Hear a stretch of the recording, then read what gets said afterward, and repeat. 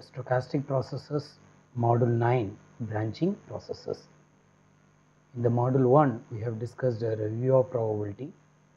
Module 2, we have introduced the stochastic process. Module 3, we have discussed the stationary processes. Module 4, we have discussed the discrete time Markov chain. Module 5, we have discussed the continuous time Markov chain. The Module 6, we have discussed the martingale. Module 7, we have discussed about Brownian motion or Vernier process. Module 8, we have discussed the renewal process. In this module, we are going to discuss the branching processes. It covers 2 lectures. In these 2 lectures, we are going to cover the definition and examples of branching processes. 2 important branching processes, Galton-Watson branching process and Markov branching process are going to be discussed. Important measures like perform probability of extinction, limit theorem, limit distribution and mean of branching process will be discussed. In the lecture 1, we are going to start with the introduction to branching processes. Followed by that, we are going to start the Galton-Watson process. Few examples will be discussed. Then we are going to discuss the probability generating function of Galton-Watson branching process. Then we are going to discuss the criticality and probability of extinction.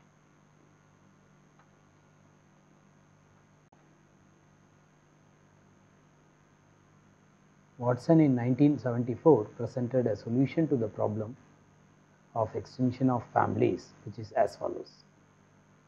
Let P0, P1, P2 be the respective probabilities that the man has 0, 1, 2 and so on sons.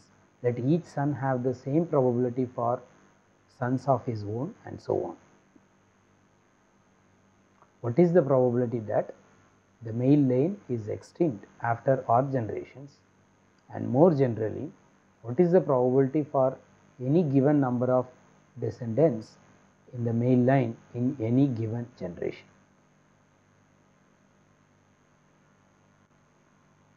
Watson gave the solution. Every family will die out even when the population size on the average increase from one generation to the next. Galton prefaced to the solution by Watson, and Galton recognized that a first step in studying the hypothesis would be to determine the probability that the ordinary family will disappear using fertility data for the whole population. The mathematical model of Galton and Watson is known as a Galton-Watson branching process. In 1938, Kolmogorov was also treated the above problem and determined the asymptotic form of the probability that the family is still in existence after a large finite number of generations. The branching process is a system of particles or individuals or cells or molecules which live for a random time and at some point during lifetime or at the moment of death produce a random number of progeny.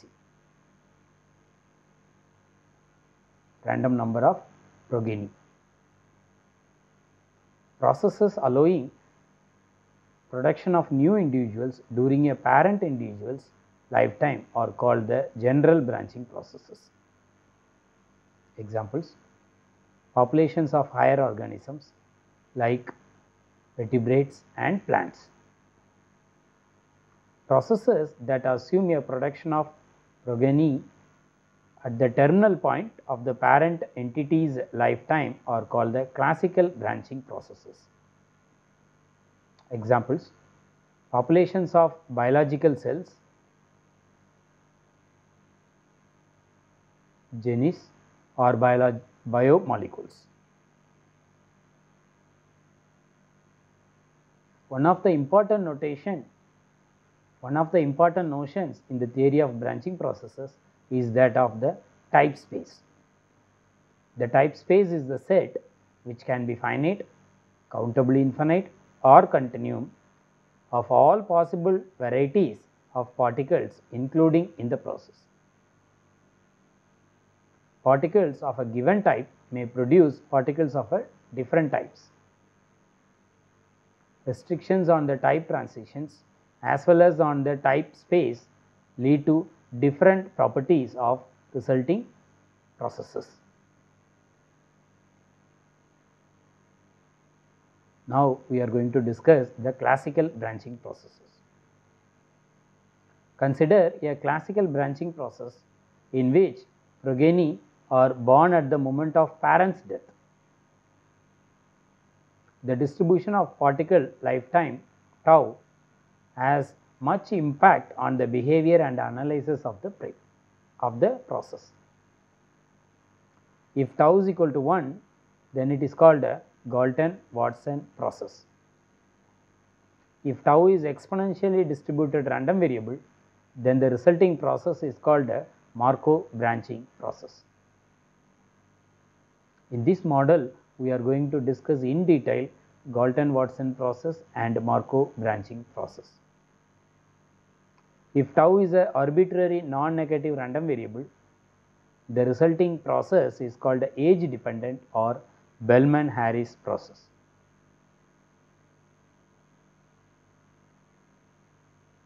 Now we are going to discuss Galton-Watson process.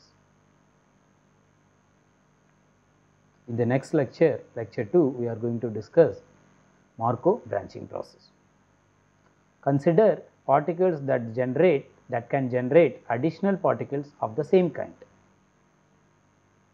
An initial set of particles which we call the 0th generation having offspring that are called first generation, their offsprings are the second generation, and so on. We denote by Z0, Z1, Z2 as the number of particles in the 0th, 1st, 2nd generations. Please see the illustration.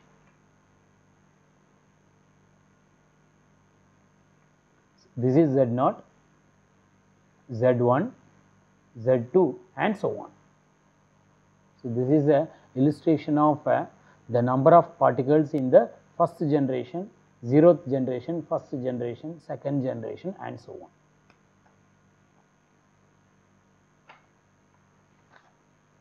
Furthermore, we make the following assumptions.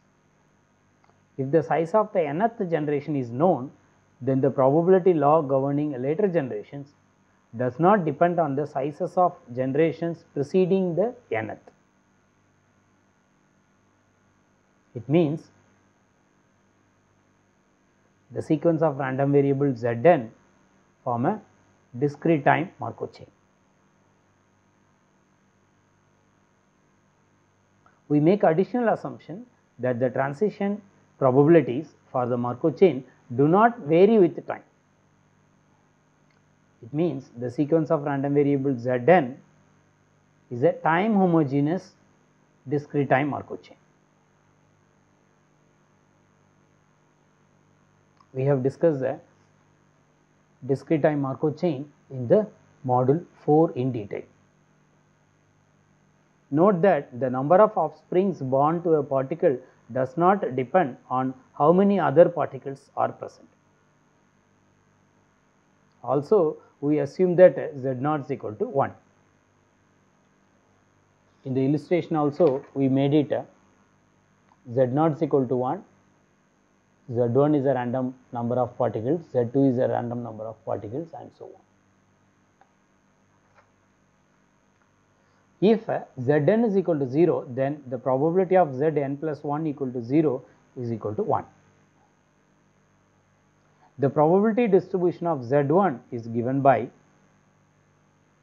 the probability of Z1 takes a value k, that is nothing but in notation p suffix k, and the summation of pk's is equal to 1, where pk is the probability that a particle existing in the nth generation has k offsprings in the n plus 1th generation.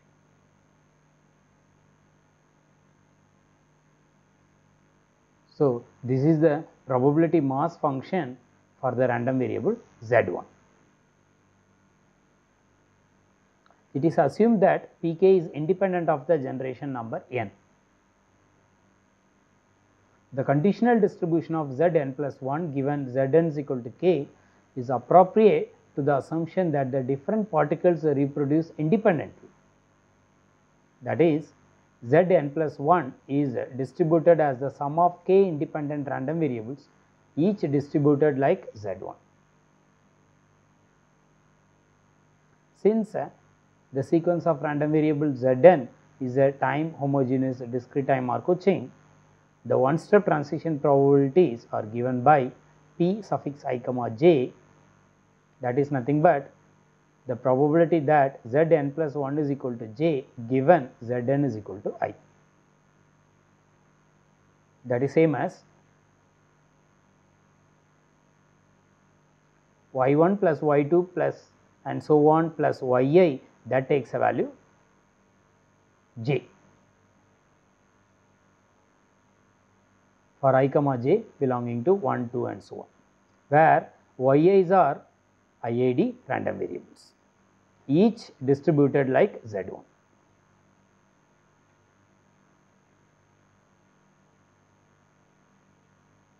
So, the illustration for the Galton-Watson process is Z0 is equal to 1, Z1 here it is 4 and Z2 is 7 and so on.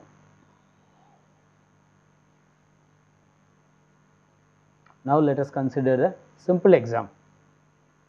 Consider the Galton-Watson process Zn with offspring distribution Pk.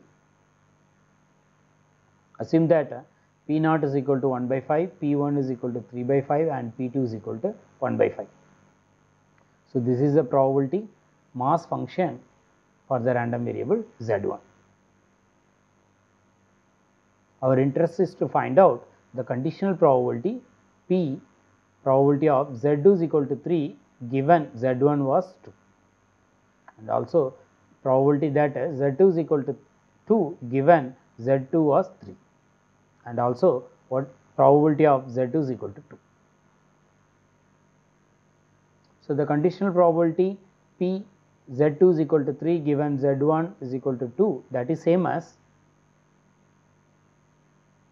probability of y1 plus y2 equal to 3. That is possible either y1 is equal to 0 or y2 is equal to 3, or y1 is equal to 1, y2 is equal to 2, or y1 is equal to 2 or and y2 is equal to 1, or y1 is equal to 3 and y2 is equal to 0. Since yi's are IID random variables, you can write down this as a probability of y1 is equal to 0 into probability of y2 is equal to 3 and so on. Probability of y1 is equal to 0, that is nothing but P0. Probability of y2 is equal to 3, that is nothing but P3. Similarly, the second expression is P1 into P2, third one is P2 into P1, the last one is P3 P0. Since P3 is equal to 0, the first term and the last term will be 0. So, you will get P1 P2 plus P2 P1, that is same as 6 by 25. So, this is the conditional probability of P of Z2 is equal to 3 given Z1 is equal to 2. Similarly, one can find P of Z3 is equal to 2 given Z2 is equal to 3. That is possible when y1 plus y2 plus y3 is equal to 2. So, the probability of y1 plus y2 plus y3 is equal to 2 we have 6 possibilities. Substitute the value of P0, P1, P2, you will get the numerical value of this conditional probability. Similarly, one can find the probability of Z2 is equal to 2 also. Probability of Z is equal to 2 is same as probability of Z2 is equal to 2 given Z1 is equal to 0 multiplied by probability of Z1 is equal to 0 plus the combination with the probability of Z1 is equal to 1, probability of Z1 is equal to 2. Substitute the values, then you will get the probability of Z is equal to 2.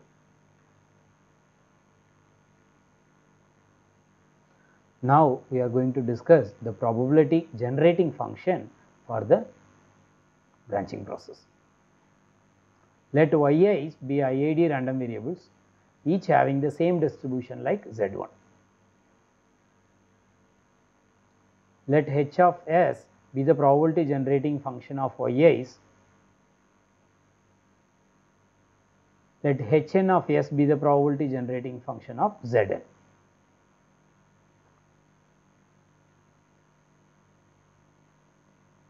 Since z0 is equal to 1, you will get h0 of s is same as s.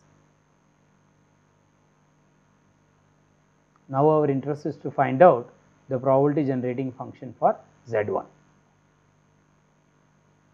That is same as the probability generating function of yi's. The probability generating function of yi's is h of s, therefore h1 of s is same as h of s. Our interest is to find out the probability generating function for zi, zn, where n is 1, 2, 3 and so on. This we are going to give it as a theorem. Hn of s, this is nothing but the probability generating function for the random variable zn, is same as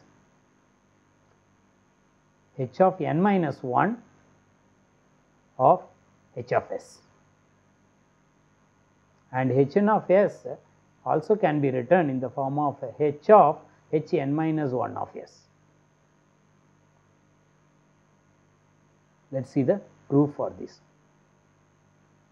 You know that probability of zn is equal to k, that is nothing but summation over i's probability of zn is equal to k given zn minus 1 is equal to I multiplied by probability of zn minus 1 is equal to I. You know that this conditional probability is nothing but probability of y1 plus y2 and so on plus yi is equal to k multiplied by probability of zn minus 1 is equal to I. Now we will go for finding out the probability generating function for the random variable zn. Substitute probability of zn is equal to k from above in this equation. Therefore, you will have a summation of k, substitute the probability of zn is equal to k, that is nothing but the summation over I, probability of conditional probability multiplied by probability of zn minus 1 is equal to I multiplied by s power k.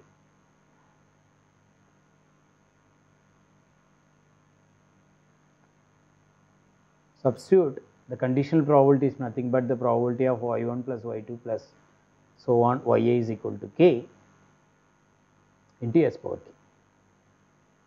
Since yi's are IID random variables and the probability generating function of yi's are nothing but h of s,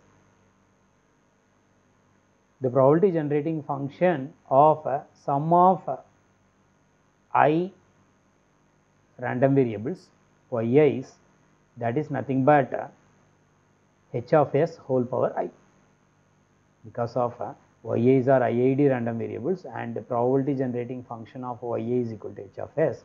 Therefore, the probability generating function of y1 plus y2 and so on plus yi is h of s whole power I. Therefore, substitute this is nothing but the probability generating function of y1 plus y2 plus and so on plus yi. Therefore, hn of s is nothing but summation over k hn of S is nothing but a summation over I probability of Zn minus 1 is equal to I times h of s whole power I. Replace this by h of s whole power I. Therefore, summation I probability of Zn minus 1 is equal to I h of s whole power I. So, that is nothing but the probability generating function for the random variable Zn minus 1 with the replacement s by h of s. Therefore, Hn of s is nothing but Hn minus 1 of h of s. So, the first part is proved. Hn of s is same as Hn minus 1 of h of s. Now, we are going to prove the second part. We know that h1 of s is h of s, that is same as h of h0 of s, because h0 of s is nothing but s. Suppose this is true for n is equal to j, that means h of j of s is h of j minus 1 of s, then we can find out what is h of j plus 1 of s. That is nothing but hj of h of s,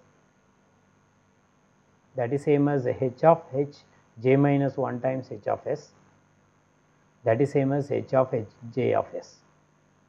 By induction, it is proved.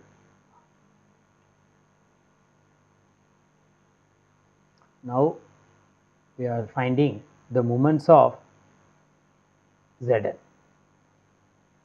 That mu is equal to expectation of Z1 and sigma square is nothing but the variance of Z1, then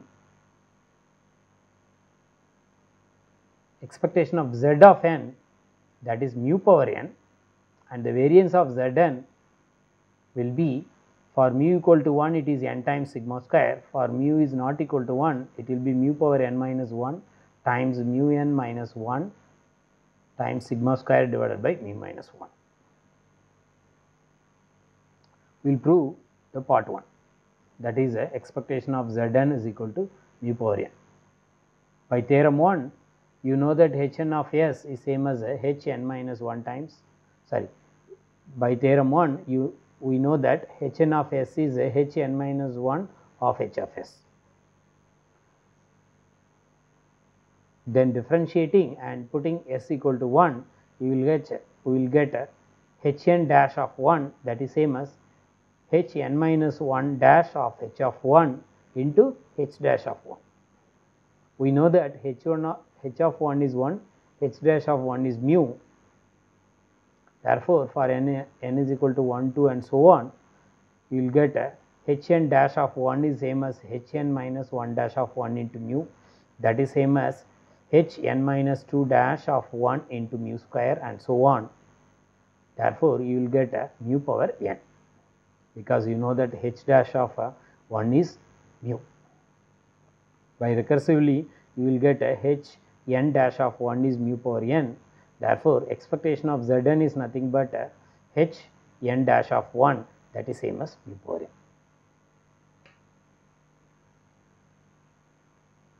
So, till now we have discussed the probability generating function of z power n, and also we have discussed the mean and variance of z of n. As a remark, if mu is equal to 1,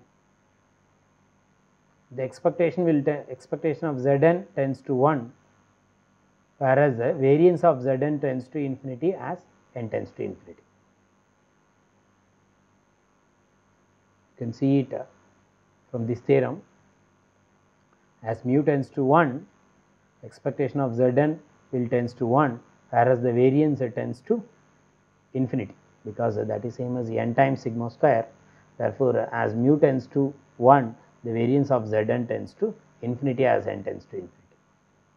Whereas, if mu is less than 1, the expectation of Zn tends to 0, and the variance of Zn will be sigma square divided by 1 minus mu as n tends to infinity.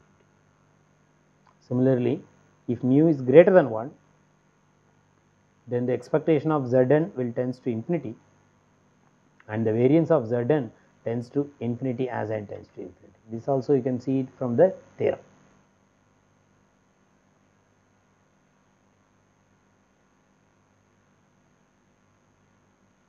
Now we are going to discuss the criticality. A very important classification is based on mean progeny count mu is equal to expectation of Z1. A very important classification is based on the mean progeny count mu is equal to expectation of Z1.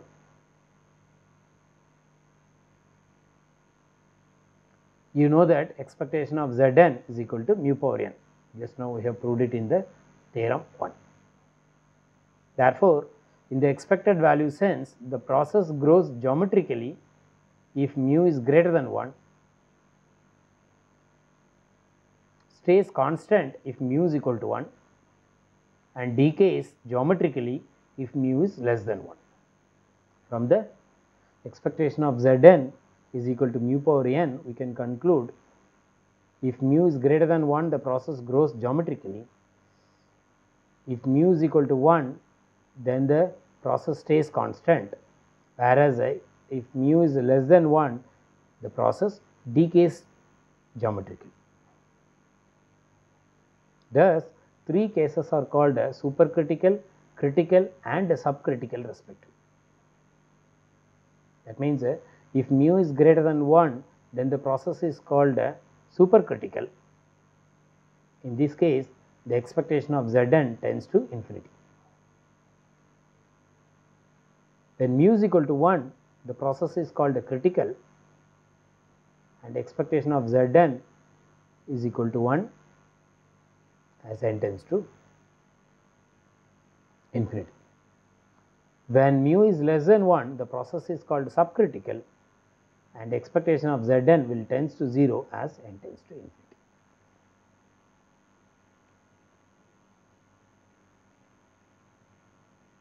Now we are going to consider the second example. Consider the Galton-Watson process Zn with the offspring distribution Pk. We choose the same problem, example 1, with the assumption P0 is equal to 1 by 5, P1 is equal to 3 by 5 and P2 is equal to 1 by 5. Now we can find out the mean of Z1, that is nothing but 1, because P0 is equal to 1 by 5, P1 is equal to 3 by 5, P2 is equal to 1 by 5, we will get mean of Z1 will be 1. Hence, this process is called a critical Galton-Watson process because mu is equal to 1. You can find out the variance of Z1 also. First we find out expectation of Z1 square, that will be 7 by 5. Hence, variance equal to expectation of Z1 square minus expectation of Z1 whole square, that will be 2 by 5. Since you know mu and sigma square, using the theorem 1, you can find out the moments of Zn, first and second order moment, expectation of Zn and variance of Zn. Since mu is equal to 1, the expectation of Zn will be 1, variance of Zn will be n times sigma square. In this problem, the sigma square is 2 by 5. Therefore, mean of Zn is 1, variance of Zn is 2n by 5. Now, we are going to discuss the very important concept called probability of extinction. If Zn is equal to 0 for some value for n is greater than or equal to 1, then Zm will be 0 for all m greater than or equal to n. And also, the conditional probability of Zm is equal to 0 given Zn is equal to 0, that will be 1 for all m greater than or equal to 1.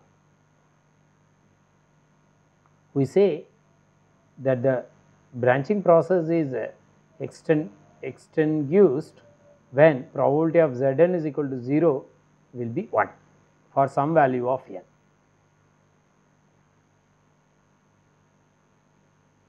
Now we discuss the probability of extension in theorem 3. If mu is less than or equal to 1, then the probability of extension is 1. If mu is greater than 1, then the probability of extension is the positive root less than unity of the equation h of s equal to s, where h of s is the probability generating function of z1. Here we consider a Galton-Watson branching process Zn with offspring distribution Pk,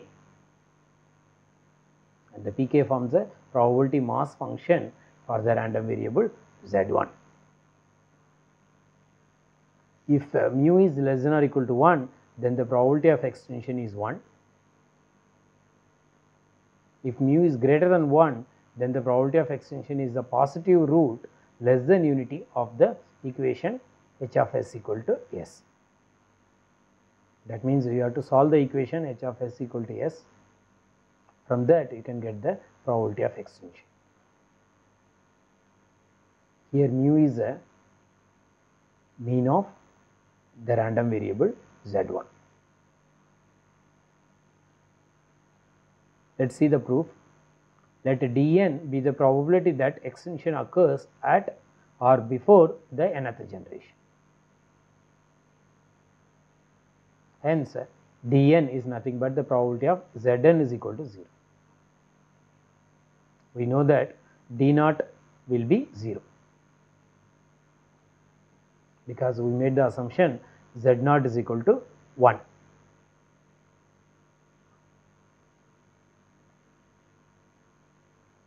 Now we will find out dn plus 1. dn plus 1 is nothing but, by the definition, it is dn plus 1 is nothing but probability of Zn plus 1 equal to 0. We can write a probability of Zn plus 1 equal to 0 using conditional probabilities.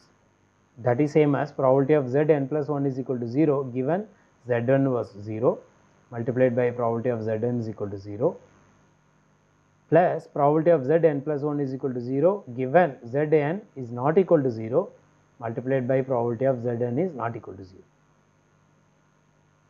We know that probability of Zn plus 1 is equal to 0 given Zn is equal to 0, that is equal to 1. Therefore, this will be 1 times the probability of Zn is equal to 0 plus probability of Zn plus 1 is equal to 0 given Zn is not equal to 0 multiplied by probability of Zn not equal to 0.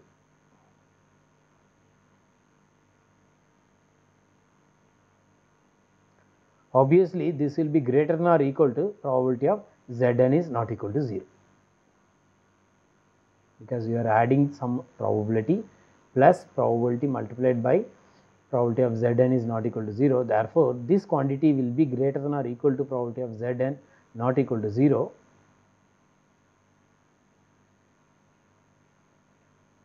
This quantity will be, this is same as 1 times probability of Zn is equal to 0 plus probability of Zn plus 1 equal to 0 given probability of Zn is not equal to 0 multiplied by probability of Zn is not equal to 0.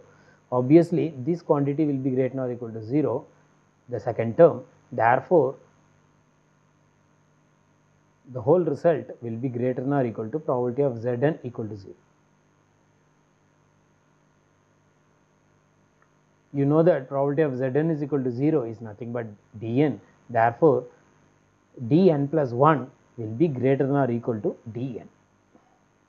This is true for n is equal to 1, 2 and so on. Hence, the d naught will be 0, d naught is less than or equal to d1, d1 will be less than or equal to d2 and so on.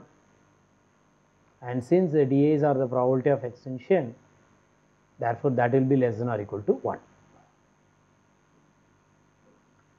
Hence, dn is a sequence and a upper bound sequence. dn is a increasing and upper bound sequence.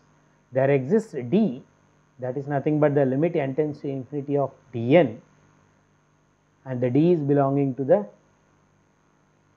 closed interval 0 to 1, and d is the probability of extension of the process. Now we will find out what is the d. You know that dm is nothing but probability of zm equal to 0, that is nothing but summation over j probability of zm is equal to 0 given z1 is equal to j multiplied by probability of z1 is equal to j. You know that probability of z1 is equal to j is nothing but pj, therefore the dm is nothing but summation over j probability of zm is equal to 0 given z1 is equal to j multiplied by pj. We know that probability of zm is equal to 0 given z1 is equal to j is nothing but probability of y1 plus y2 and so on yj is equal to 0. Since yi's are IID random variables, that is nothing but probability of y1 is equal to 0, y2 is equal to 0 and so on, probability of yj is equal to 0. That is same as the probability of zm minus 1 equal to 0 whole power j, that is nothing but d suffix m minus 1 power j. Hence, you can substitute this result in this equation. This conditional probability is nothing but d suffix m minus 1 power j, therefore dm will be summation over j d of m minus 1 power j pj, and that is nothing but the probability generating function of dm minus 1. So hence we get dm is equal to h of dm minus 1. Since dm tends to d as m tends to infinity, the value d satisfies the equation s is equal to h of s, because dm is equal to h of dm minus 1, therefore the value d satisfies the equation s is equal to h of s. Note that the solutions to the equation s is equal to h of s represents intersections of the graphs of y is equal to s and y is equal to h of s.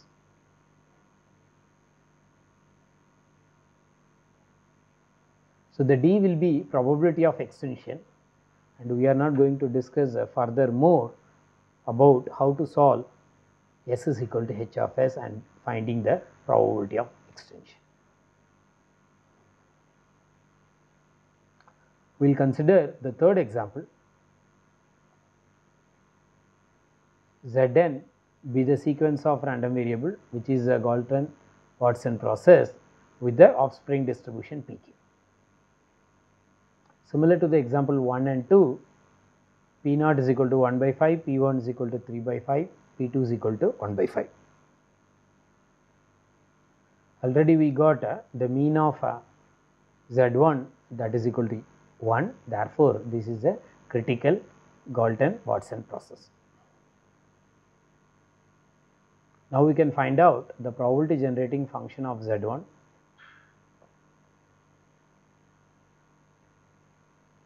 Using this, one can find the probability of Z is equal to, or we can find the distribution of Zn also. For instance, we find a probability of Z is equal to 2. For that you need the probability generating function of Z2. That means you should know what is the probability generating function of H2 of S. With the help of H1 of S and H of S, one can find the H2 of S. That is what we have proved it in the theorem 2. Hn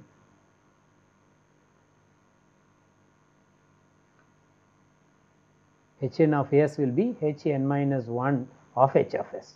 So here we put n is equal to 2, find the probability generating function of Z2. Using the probability generating function of Z2, we are finding the probability of Z2 is equal to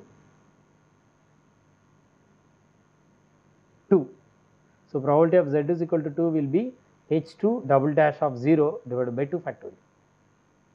So, first you find out h2 of s, that is nothing but h1 of h of s, that is same as h of s. So, replace s by h of s in the h of s expression, that is 1 by 5 plus 3 by 5 times s plus 1 by 5 s square. So, replace s by h of s, so you will get h2 of s. Once you know the h2 of s, you differentiate twice, then substitute s is equal to 0, then divide by 2, you will get the probability of z2 is equal to 2. Since mu is equal to 1, this is a critical Watson process. By using theorem 3, we conclude the probability of extension is 1.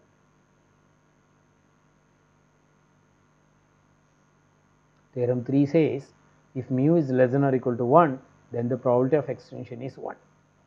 So, since in this problem the mu is equal to 1, hence by theorem 3 the probability of extension is 1.